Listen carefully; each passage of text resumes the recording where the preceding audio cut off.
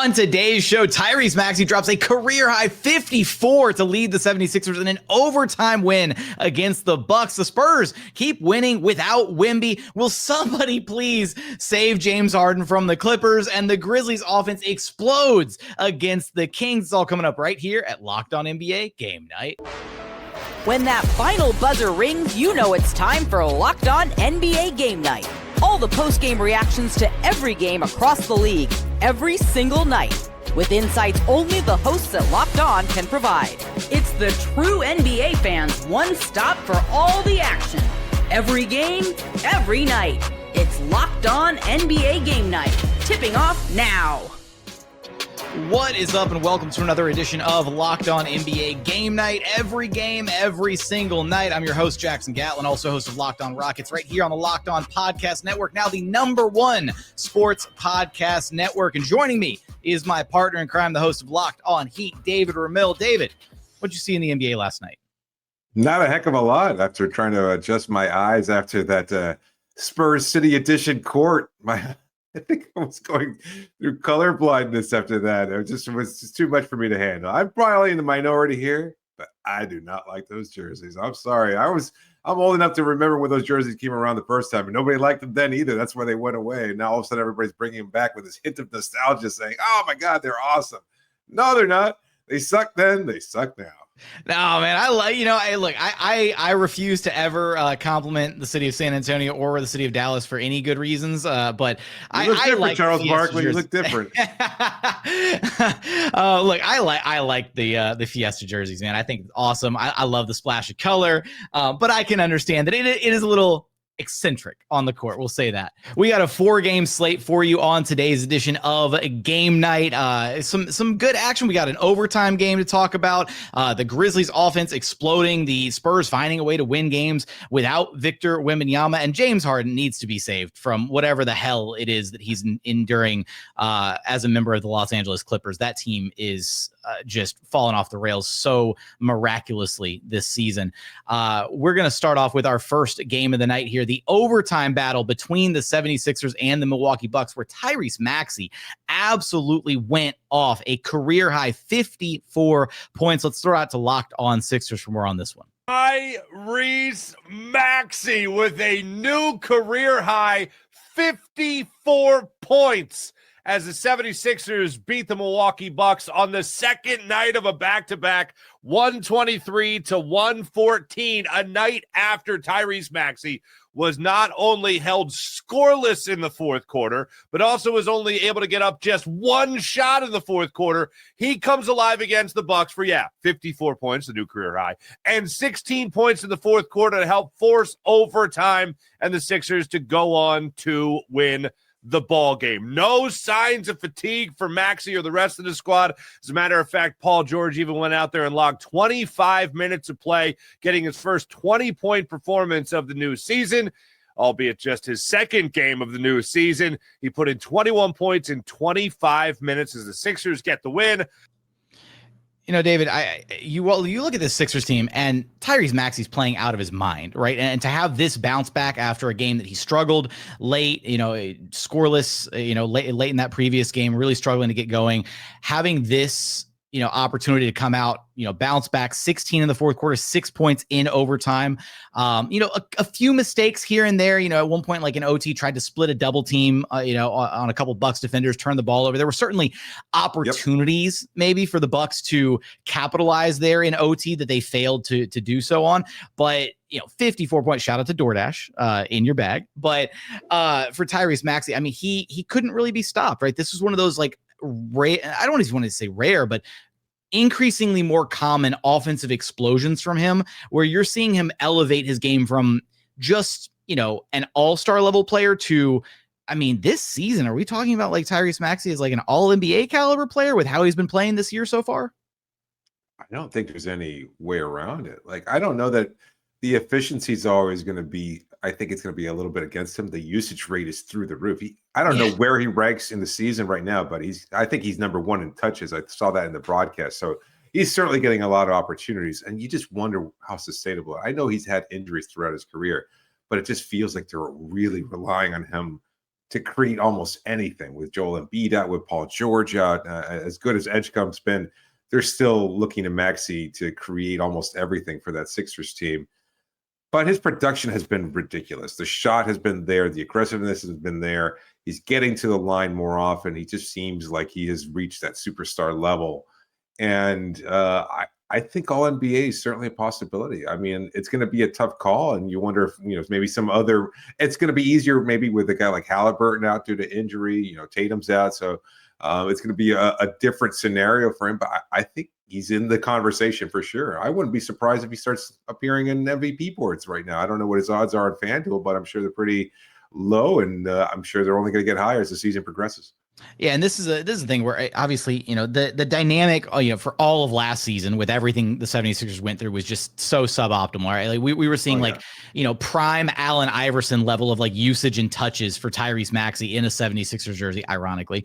But he's getting his reinforcements, right? Paul George still on the minutes restriction, right? Capped at 25 minutes right now, but getting some good production out of him in this game. Jared McCain slowly making his way back as well, right? So there is a little bit of light on the horizon if you're the 76ers as far as getting some reinforcements for Tyrese Maxey. You've still got VJ Edgecombe, who's finding his way, not the most stellar game for VJ Edgecombe in this one, but not anything to, I guess, no 5-alarm fire bells or anything, just, a rookie finding his way, finding ways to be impactful, and has had some really big games this season as well. So hopefully you're getting to a point where you can, if you're Nick Nurse, rely on Maxey a little bit less, because the 47 minutes played, Nick Nurse has never been a coach shy about, making sure he squeezes every ounce of production out of his players, specifically his star players. But you don't need to see the worst thing that could happen right now is Tyrese Maxey an injury, right? Or something to that degree, because of just how burdensome his role has been for this 76er squad and how much Nick Nurse has had to rely on him. So being able to get some of those reinforcements and get some backup is going to help the 76ers team a ton. I mean, you take out Maxey's production, and without that, Paul George was the only other player who shot above 50%. You have Justin Edwards, 3 of 10, Andre Drummond, 1 of 4, Edgecombe, 5 of 14. 4 of 12 for Quentin Grimes, even though he had a big shot late in the game. 3 of 8 from Jared McCain, even as he's working his way back. That's not good. So he's carrying this team. Like, the workload has been huge. I'm not sure what it equates to. I'm trying to think of any player in recent history that has had to shoulder as much. And do that's why I keep going back to AI. It's AI, man. Like, that's what we've seen in a previous iteration of a player who had to do so much heavy lifting for their team offensively on an every night basis. And, Maxey, credit to Maxey. He's been able to shoulder the burden and handled it, pretty. It's going to take a toll, though. It has to take a toll. Pretty impressively so far, but help is on the way if you're the 76ers. Let's go out to the Bucks and see what went wrong for them in this game and why they couldn't close it out in OT on their home turf. The Milwaukee Bucks lose in overtime without Giannis, 123-114 to the Philadelphia 76ers. This wasn't the Bucks' first game this season without Giannis, but it's the first game this season without Giannis for a stretch of games. The Bucks don't expect Giannis to be back for 1 to 2 weeks. So the question going into this game was, who is going to step up for the Bucks? Who's going to be able to create for others, create for themselves? A positive in this loss, Ryan Rollins tied his career high in points with 32, set a new career high in assists with 14, only had 3 turnovers in this game as well. So at least the Ryan Rollins star continues to shine for the Bucks, a bright spot. But the Bucks are going to need to get up more 3-pointers without Giannis in the lineup. And they're going to have to be a little bit more disciplined in that point of attack defense. But, hey, not the best outcome for the Bucks, but a silver lining with Ryan Rollins continue to shine. Ryan Rollins has been nothing short of spectacular for the Bucks. Like, in a season that was, a little, had some question marks coming in. We had our questions about this Bucks team coming into this season. Right now they're playing 500 basketball, right? I think that this team is probably better, on paper than their record would reflect at this point. But Ryan Rollins has been, he's going to be, I think we're going to look back, but even right now, but by the end of this season for sure, and say that he is on the most steal of a deal of any player given their like pound for pound production and where his contract actually is.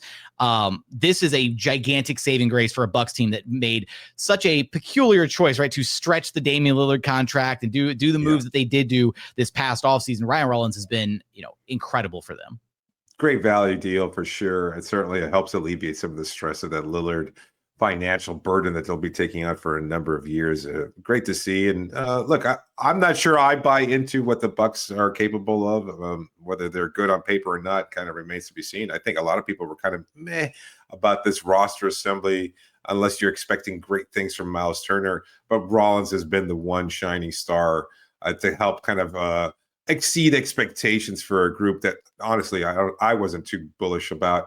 And without a Antetokounmpo, that was a surprising effort from them, to be honest with you. I think not a very well-built team right now, but they're getting some nice contributions from unexpected sources like Rollins. And Bobby Portis has traditionally stepped up well when Giannis is out of the lineup too, and he had a big night tonight with 19 points. He was pretty effective and efficient from the field. So, you're going to get some good level production. Turner, I think, has been a little bit of a disappointment and just hasn't really been able to. He had a big three down his stretch, and it didn't really matter because, of course, the Sixers wound up tying the game anyway to send it into overtime. But this Bucks group, I'm not sure what to believe about them.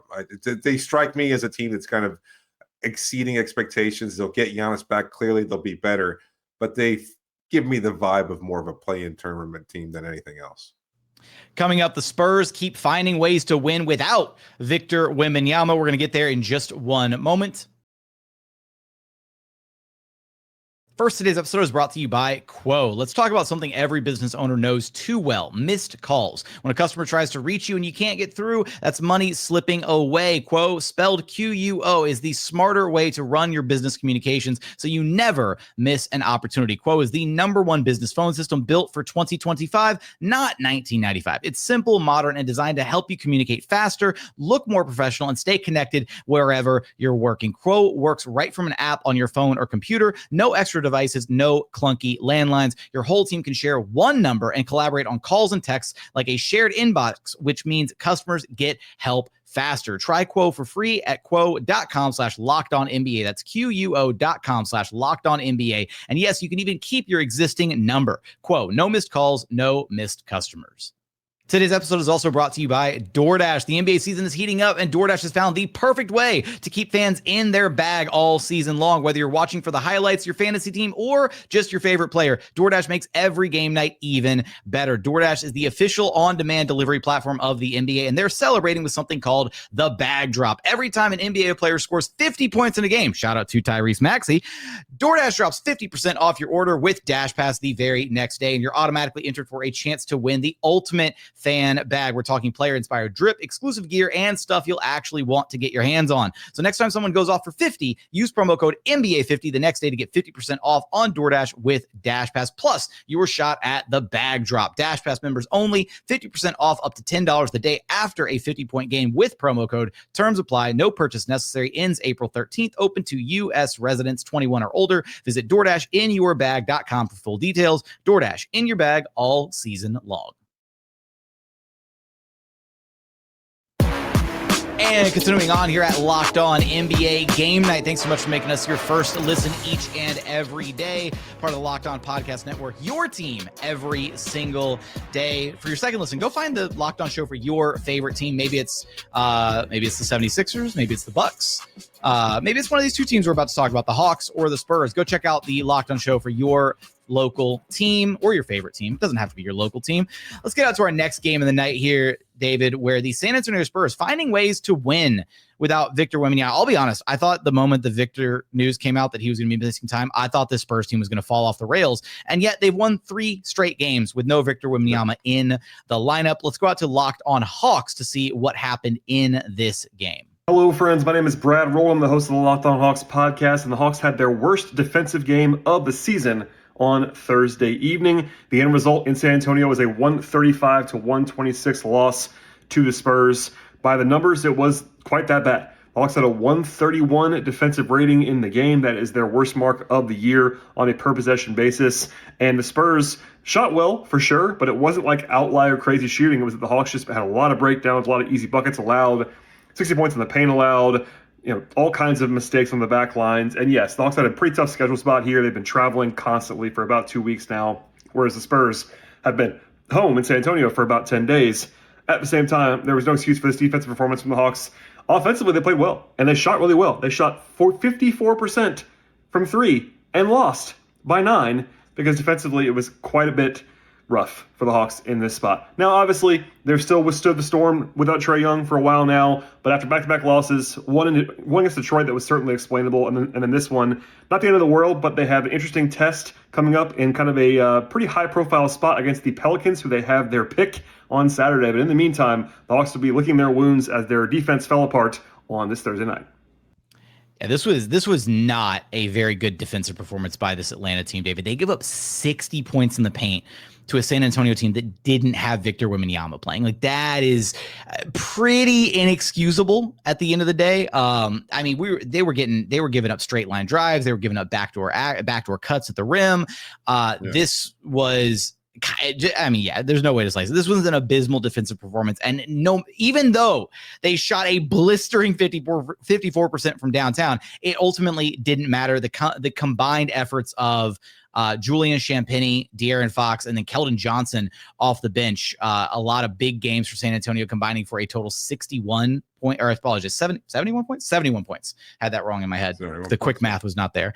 71 points across those three guys. Great contributions across the board for the San Antonio team. And it really kind of feels like, right, this Spurs team has turned a little bit of a page as far as just, they're not, I'm not going to say they're not fully reliant on like Wemby, right? But they're able to play winning basketball without their star player. And like, that's the sign of, I think, a good team, right? Is you need to be able to weather some games without your best player. Obviously, you need your best player out there. We just got done talking about a Bucks team that put up a pretty valiant effort without Giannis out there on the floor. But this is, I think, the main difference between this Spurs team this season and this Spurs team from like a year ago is like, if, the moment Wemby started missing time a year ago, it was like, Spurs are, they're done for it, right? They're cooked. And maybe this still wasn't the most encouraging defensive performance from San Antonio either, giving up 126 points to the Hawks.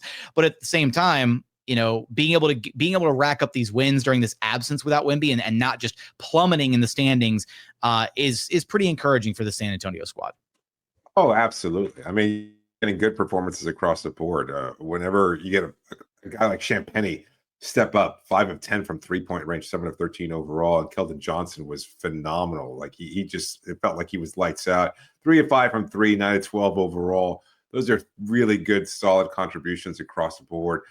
6 players, I think, in double figures. Very effective shooting, 53% overall, 43% from a 3-point range. So they were good. I mean, the Atlanta defensive miscues certainly helped in that regard, but credit to San Antonio for stepping up and finding a way to win without Wembanyama. And that's the kind of experience you need. That's what makes a playoff team, because at some point, even a star player like Wembanyama is going to have an off night, and being able to find other guys the opportunity to step up and create opportunities, make the most of those when they get those chances, really helps a team with their depth and just the overall confidence level going into a future playoff matchup. So it's a really good win for San Antonio.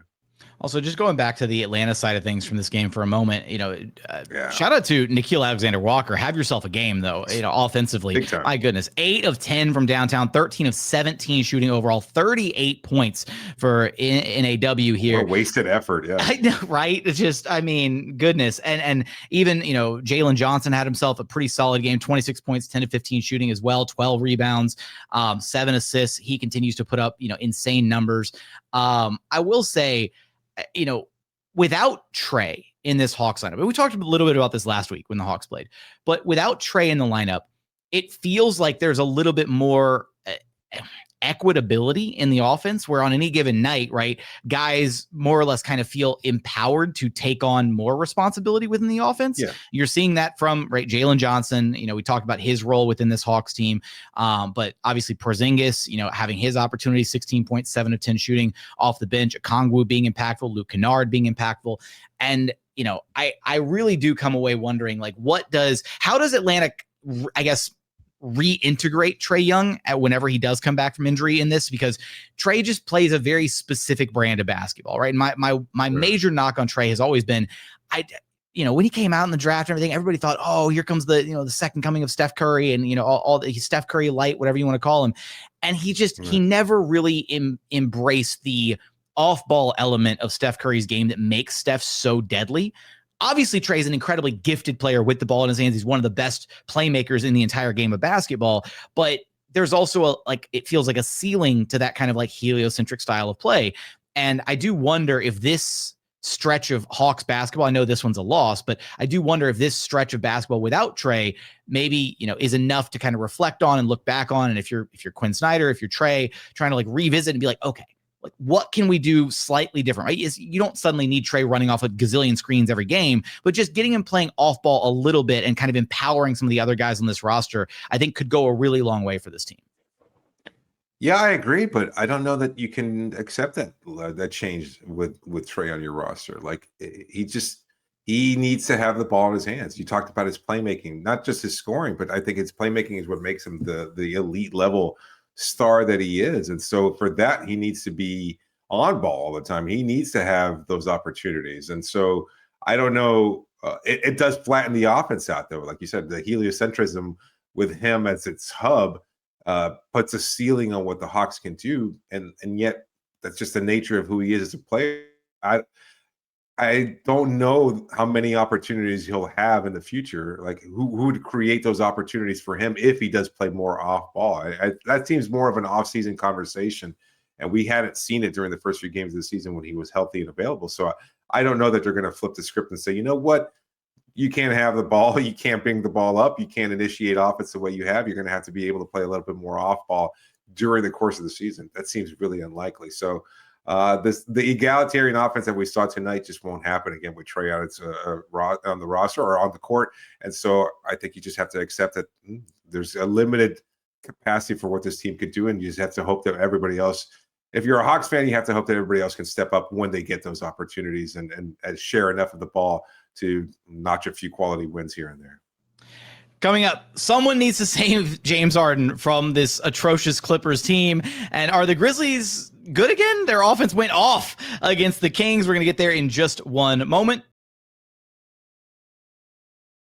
First, today's episode is brought to you by Prize Picks. You and I make decisions every single day, but on Prize Picks, being right can actually get you paid. Don't miss any of the excitement of this season, whether you're following the NFL, NBA, or both. There's no better time to jump in on the action. If you haven't tried it yet, Prize Picks is the simplest way to play. Just pick more or less on at least 2 player stats. If you get them right, you win. It takes less than 60 seconds to make your lineup, and you can play anywhere Prize Picks operates, including California, Texas, and Georgia. Prize Picks is awesome. I'll tell you what, Luka going for the points, rebounds, assists, hitting the more on that hasn't disappointed me, at least so far this season. But there are a ton of different player stat lines that you can check out on Prize Picks every single night. It makes every game night a little bit more exciting. Download the Prize Picks app today and use code LOCKEDONNBA to get $50 in lineups after you play your first $5 lineup. That's code LOCKEDONNBA for $50 in lineups after your first $5 lineup. Prize Picks, where it's good to be right. And final segment here at Locked On NBA Game Night. We got 2 more games on our 4-game slate from this evening. Let's go out to Orlando, where the Magic took care of business against the Clippers. Let's throw it out to Locked On Magic for more on this one. This is Philip Rossman-Wright, the host of Locked On Magic here at the Kia Center, as the Orlando Magic defeat the LA Clippers 129-101, a blowout victory for them as they run right through the Clippers. And really, this game is about effort. And when we talk about effort with the Orlando Magic, we talk about Jalen Suggs. It feels very, very certain now that Jalen Suggs is off his minute restriction. He played 26 minutes in this game, did not need to play in the fourth quarter, but he had 26 points, I believe. He made 5 3-pointers, had 2 steals, 2 blocks, had that crazy play in the third quarter when he dove to make a steal, got back up, started a fast break, and then fed a lob to Goga Bitadze. 7 assists in this game as well. Just a complete effort from Jalen Suggs, and gave the team the exact energy that you expect from him. This is who Jalen Suggs is. This is why he is the head of the snake on defense. He put pressure on both Chris Dunn and James Harden, made their lives very, very difficult, and was able to add it with some great offense. You look at all the numbers, you look at all the on-off numbers, Jalen Suggs is the biggest factor and the biggest impactor on this team. When he plays, the Magic are both unstoppable defensively, and unstoppable offensively. That was the case tonight. The Magic got a well-deserved blowout victory over the Clippers, and they're moving on to the next Saturday against the Knicks. I don't know, David, if I'm as bullish on the Magic's offense being spearheaded by Jalen Suggs, but I do agree fully with his impact defensively, right? And I think it is, when you look at teams and, you know, the NBA landscape and some of these upper echelon defensive teams, right? Teams that have a defensive culture, a defensive identity, there's always a head of the snake, right? There's always that vocal kind of emotional leader, the quarterback of the defense, if you will. And, you know, Jalen Suggs is absolutely that for this Magic team. They're still a good defensive team without Jalen Suggs out there. Ask the Rockets. They were able to, pretty effectively slow down the number one offense in the NBA just the other game without Jalen Suggs playing. But with Suggs out there, right, his point of attack defense, his ability to set the tone defensively on the perimeter and kind of keep the shell of that Magic defense strong out there, as well as just encouraging other guys, a little, demonstrative at times, hyping guys up. That energy is infectious on defense, because at the end of the day, like Philip, already mentioned, defense is so much about effort. Is if you're just not trying, like you can get away with a lot more in the NBA on defense if you just try a little bit harder than your opponent. And it certainly feels like Jalen Suggs is a guy that tips the scales in those in favor of Orlando on a night-to-night basis when he's available. I always think that whole effort thing is a little reductive. Like it seems that way. Like that's what we all witness when we're watching defensive players. But there's a lot of work that goes into it, and Suggs has put into work. So like I don't think that those were the expectations for him when he was drafted by Orlando, but he's thrived in that regard. And I think he has developed into that kind of emotional on-court and off-court leader. Like he is the spine of that defense, and that's their identity. So you need a guy like him out there. But to Philip's point, I think he is their floor raiser in terms of offense. Like when he's bringing it, they're going to play at a higher level. He's not going to raise their ceiling. I don't think that's the case at all. That's why you have Benkero. That's why you have Wagner on there. And that's why you brought in Bane. But when you have Suggs playing at a high level offensively, at least you're going to be able to do the bare minimum. And that's what you're supposed to do, because this offense has looked pretty shaky in the past, especially because Suggs wasn't expected to contribute much on that end because of everything that he brought on the other side of the equation. But I do like watching him play. I like that style of play. I always like a guy who does show those kinds of demonstrative actions, and he gets it. He gets the team fired up. You want somebody like that on your team. If you root for the Magic, you love a guy like Jalen Suggs. On the other side of things from this one, for the Clippers, my goodness, it is not looking good for the unction right now. Falling to 4-11 on the season, and they are the Clippers are quietly, loudly, however you want to describe it, like they are wasting yet another really impressive season from James Harden, who is sneakily putting together like a really good year. And the Clippers are wasting it. You want to talk about wasting your performance? We mentioned Nickeil Alexander-Walker's game being wasted. James Harden's entire season is being wasted for the Clippers right now. And my question is, like, David, what team will come rescue James Harden from the Clippers? None. Because at this point, none. You think he's going to just ride it out, that he's just doomed to be in LA all season? I mean, I was thinking about it. Like, what team needs a point guard like that? He is the system in his own words. He's the system. Are you going to take on that kind of systemic change? Like if you're a contending team, you're like, when we're 1 point guard away, we need somebody to kind of stir our offense up a little bit. We can use that kind of boost. You can't accept a guy like Harden because he is a singular system. We're talking about heliocentrism when in terms of Trae Young. I think it skews even more in that regard with Harden. I know he can thrive in a lot of different ways. He can create, a lot of offense for himself and for others. And so in that sense, maybe it's a little different, but I don't know any contending team that looks at what Harden brings to the table. Is like, yeah, we can bring a guy like that and not upset what they're creating. And if you're not a winning team, if you're not a contending team, then why would you even bother? My bigger concern is when you look at this Clippers team, like normally teams that struggle this much are like younger teams. Like when you covered the Rockets during their really tough lean years, like they didn't have an identity. They were kind of rebuilding. And you see stuff like that. When's the last time that we saw a group of Hall of Fame and really all-star level type veterans just stink? Like really, really badly. You've got Nick Batum and Robin Lopez. Brook Lopez on the bench here. And they're just the KG era Nets. The KG Nets, right? Like KG Paul Pierce Nets would be like the closest. They weren't that bad. They were yeah, fair. Yeah, they disappointed, but you're right. They weren't this bad. Like this team does just outside of Harden and Zubac, like this team just looks washed, and they're injured, right, with Bradley Beal and Kawhi and Chris Paul is washed, and just this team really did just completely fall apart at the seams. We had such high hopes for this team coming into the season. Like the talent level on paper looked really good. And our question was like, will they be able to be healthy? Will they be able to survive a regular season? They're the oldest team in the NBA. What's going to happen? And all of those concerns were proven absolutely right. With the last two pieces.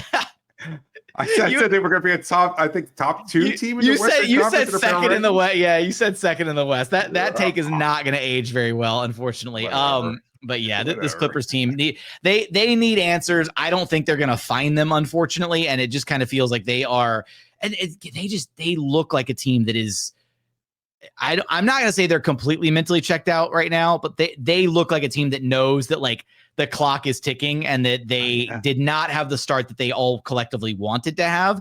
And even getting some of these guys back, like even getting Kawhi back is not going to suddenly like address some of the lack of like the identity crisis, right, that this team is facing. They were such a good defensive team last year, and they have stunk on that end of the floor this season. Like they lost that whatever brief defensive identity that JVG was able to instill in them.